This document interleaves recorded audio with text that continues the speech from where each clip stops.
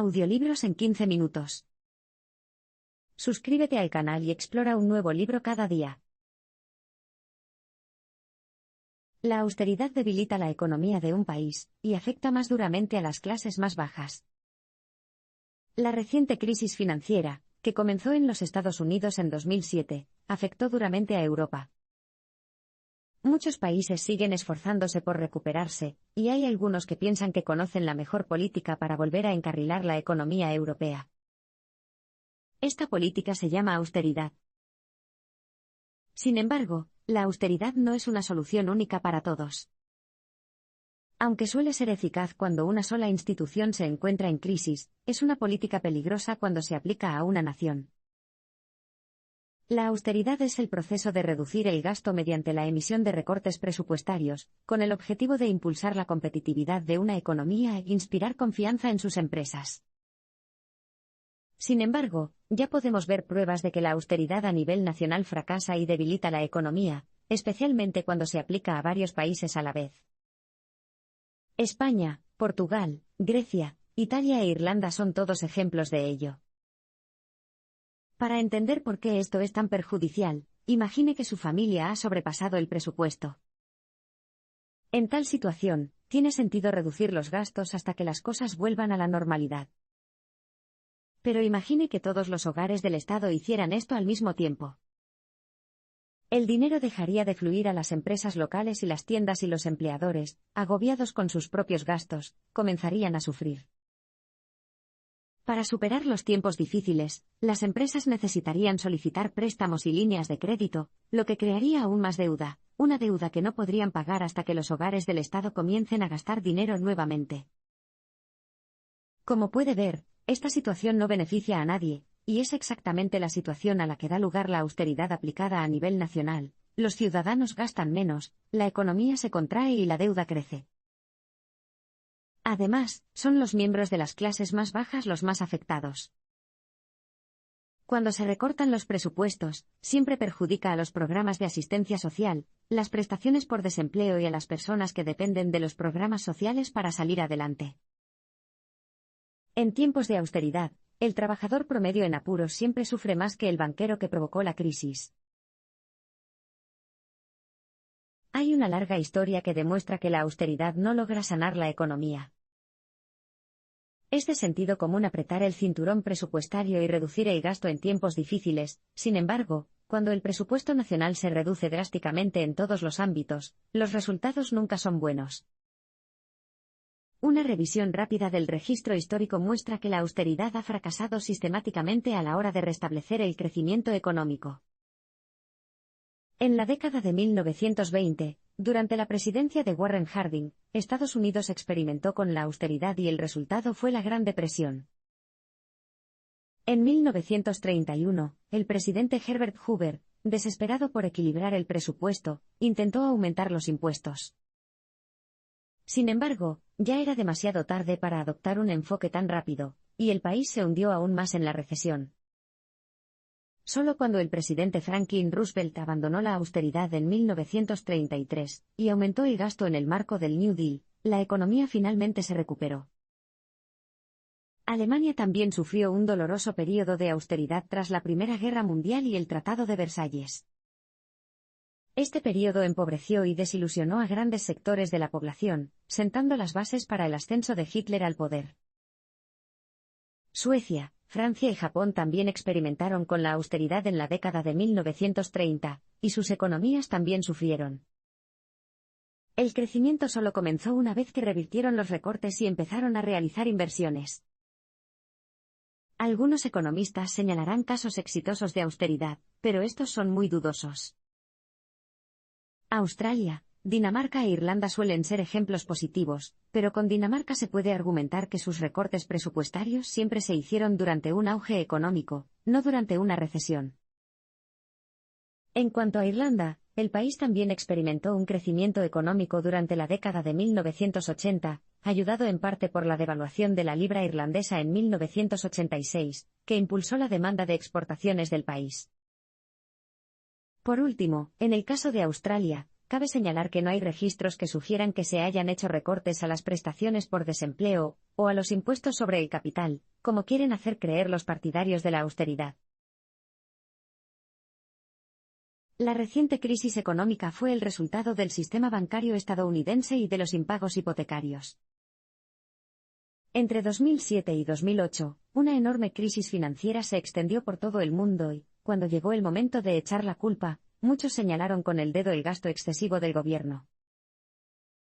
Pero la verdad es que el sistema bancario estadounidense, no la política gubernamental, causó la crisis.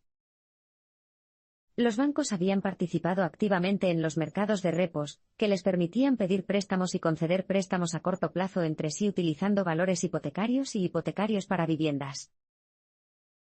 Para ahorrar algo de dinero, los bancos cambiaban estos valores por efectivo, y luego los volvían a comprar a una tasa de interés muy baja. Esto funcionó bien durante un tiempo, y habría seguido funcionando si los propietarios no hubieran empezado a dejar de pagar sus hipotecas, lo que habría hecho que los valores no tuvieran ningún valor. Pero eso es exactamente lo que empezó a suceder en 2007.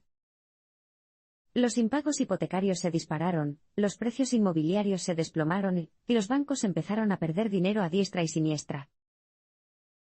Cuando los medios de comunicación publicaron la noticia, y la palabra crisis entró en la esfera pública, la gente se asustó y no pudo retirar dinero de sus bancos con la suficiente rapidez. Esto solo empeoró las cosas. Como los bancos no tenían suficiente efectivo disponible para cubrir las retiradas, pidieron dinero prestado a otros bancos, lo que agravó aún más el problema.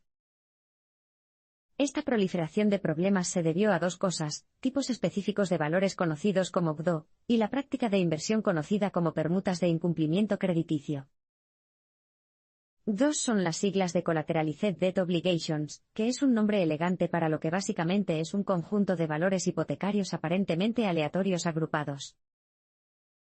Ahora bien, estos paquetes ofrecían a los inversores la oportunidad de utilizar las permutas de incumplimiento crediticio, CDS, que les permitía apostar en contra del banco, y recibir un pago enorme si el propietario no pagaba la hipoteca. El mercado hipotecario se consideraba tan seguro que compañías de seguros como American International Group, AIG, vendieron una cantidad asombrosa de CDS a bancos de todo el mundo, tantos que terminaron sin poder pagarlos cuando comenzaron los impagos. Y cuando quedó claro que AIG no podía pagar los DO, los inversores se desesperaron e intentaron deshacerse de ellos a precios drásticamente reducidos. Y como nadie en los Estados Unidos quería tocarlas, los inversores y los bancos empezaron a mirar a Europa, donde la crisis también se apoderó de ellos. Los países de la UE ya estaban pasando apuros, pero empeoraron su situación al rescatar a los bancos. En 2008, la mayoría de los países europeos no estaban en condiciones de soportar el golpe de una crisis bancaria. Este fue especialmente el caso de Portugal, Italia, Irlanda, Grecia y España, países a los que el autor se refiere como los países PIGS debido a sus políticas económicas deficientes. Todas las naciones del PIGS habían estado luchando con el crecimiento económico. Portugal e Italia se enfrentaban a los problemas de las bajas tasas de natalidad y una población cada vez más anciana. Irlanda y España se enfrentaban a una burbuja inmobiliaria que estaba estallando. Además, las industrias de los países del PIGS no estaban creciendo tanto como esperaban, debido a que los productos de los principales países europeos, como Alemania, tenían una mayor demanda. Así que estas industrias, y las propias naciones, estaban acumulando deudas de manera constante. A sus problemas se sumaba el crédito adicional que habían recibido por adoptar el euro. No solo no pudieron devolver este crédito, sino que la adopción del euro también redujo su capacidad para gestionar las crisis por sí solos. Como ya no podían controlar la inflación y los tipos de cambio, no podían emplear las tácticas habituales para amortiguar los choques, devaluar la moneda y aumentar las exportaciones. Por desgracia, en lugar de encontrar soluciones creativas a la crisis, se decidió rescatar a los bancos, una medida que condenó a las naciones del PIGS a una austeridad permanente.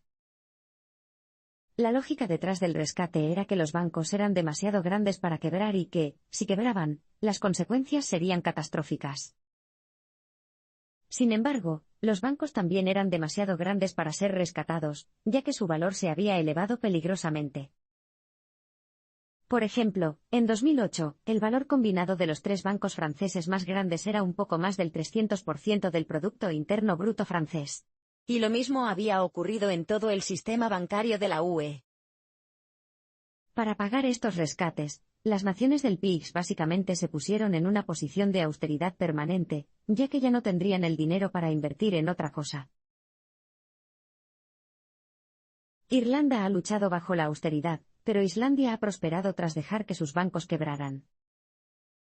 Muchos economistas han presentado a Irlanda como un modelo de cómo Grecia podría recuperarse mediante la austeridad. Sin embargo, un análisis más detallado revela que Irlanda no goza de una salud económica envidiable.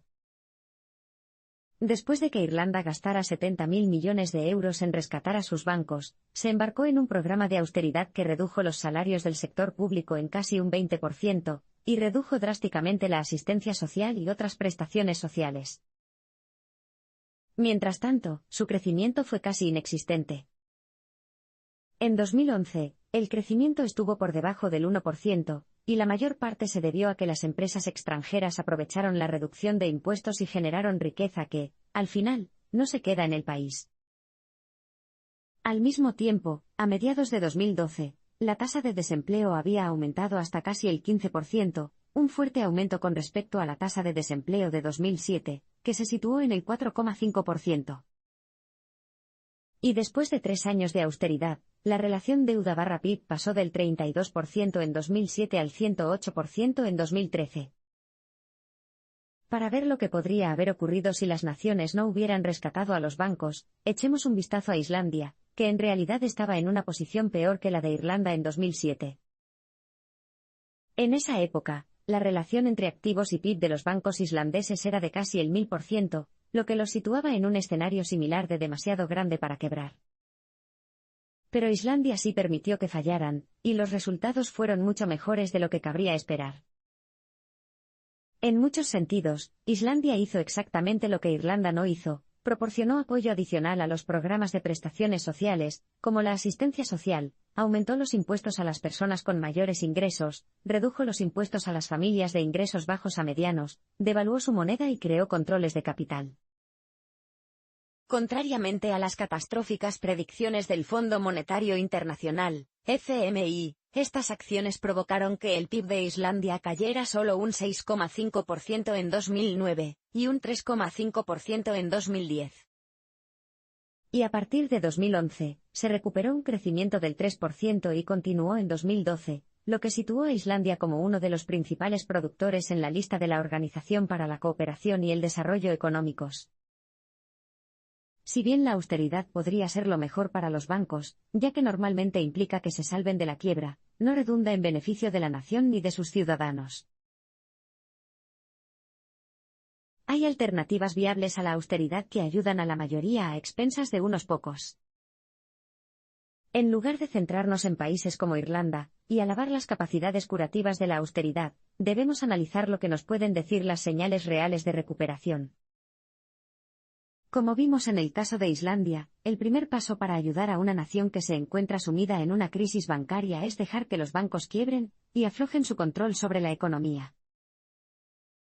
De lo contrario, el proceso de salvar a los bancos agota los recursos necesarios para ayudar a proteger a sus ciudadanos durante la recuperación. Así que, en lugar de rescatar a los bancos en problemas, Islandia utilizó el 20% de su PIB para financiar nuevos bancos, que se dedicaron a sus operaciones nacionales. Era costoso, pero mucho menos que un rescate. Las naciones deberían analizar seriamente sus bancos y preguntarse, ¿qué servicio estamos protegiendo realmente con un rescate? La industria bancaria no ofrece un servicio indispensable como los alimentos o la energía. Lo que hace es crear cantidades obscenas de dinero que sirvan de intermediarios en las transacciones entre prestatarios y prestamistas. Pero dejar que los bancos quiebren es solo una parte de la solución, también es útil aumentar los impuestos a los ricos para empezar a reducir rápidamente la deuda. En un estudio de 2012, los economistas alemanes mostraron lo restaurativo que podría ser un impuesto único para el 8% más rico de su población.